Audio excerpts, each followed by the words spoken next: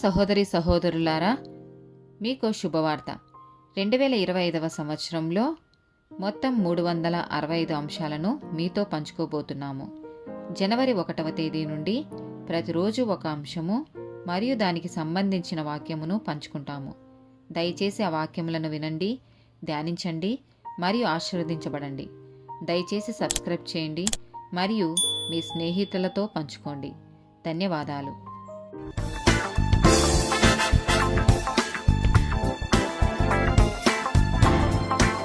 192వ topic ఆనందం.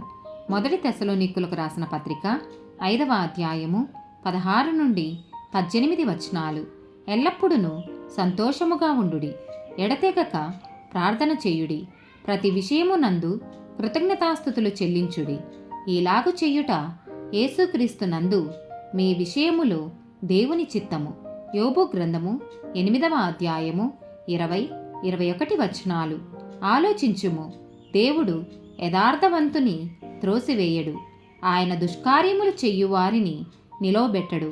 నిన్ను పగబట్టువారు అవమానభరితులగుదురు, దుష్టుల గుడారము ఇక నిలవకపోవును.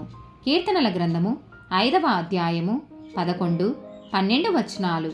నిన్ను ఆశ్రయించు వారందరూ సంతోషించుదురు, నీవే వారిని కాపాడుదువు గనుక వారు నిత్యము ఆనందధ్వని చెయ్యుదురు. యెహోవా నీతిమంతులను ఆశీర్వదించువాడవు నీవే. కేడెముతో కప్పినట్లు నీవు వారిని దయతో కప్పెదవు. కావున నీ నామమును ప్రేమించువారు నిన్ను గూర్చి ఉల్లసింతురు. కీర్తనల గ్రంథము 21వ అధ్యాయము 1వ వచనము. యెహోవా రాజు నీ బలమును బట్టి సంతోషించుచున్నాడు, నీ రక్షణను బట్టి అతడు ఎంతో హర్షించుచున్నాడు. కీర్తనల గ్రంథము 66వ అధ్యాయము 1వ వచనము. సర్వలోక నివాసులారా, దేవుని గూర్చి సంతోష గీతము పాడుడి, ఆయన నామ ప్రభావము కీర్తించుడి. నెహమ్యా గ్రంథము 8వ అధ్యాయము 10వ వచనము. మీరు దుఃఖపడకుడి, యెహోవా యందు ఆనందించుట వలన మీరు బలమొందుదురు. కీర్తనల గ్రంథము 16వ అధ్యాయము 11వ వచనము.